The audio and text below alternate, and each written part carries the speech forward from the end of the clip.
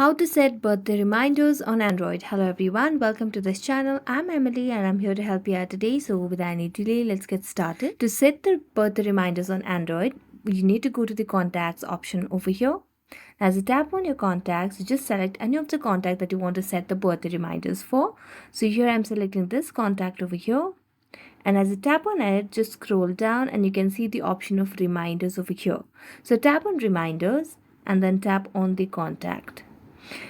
Now, as you tap on it, you'll be able to see the option of new significant date at the bottom of the screen. So tap on it and here you'll be able to select a label. Either you can select for birthday, anniversary or any customization.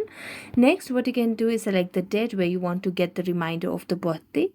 Next, what you can do is tap on the notification and select when you want to be notified about the birthday reminder.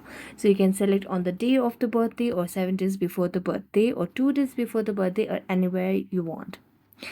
After that, just have a tap on save. Then you just make sure that you have given the access to the app as well and you'll be done.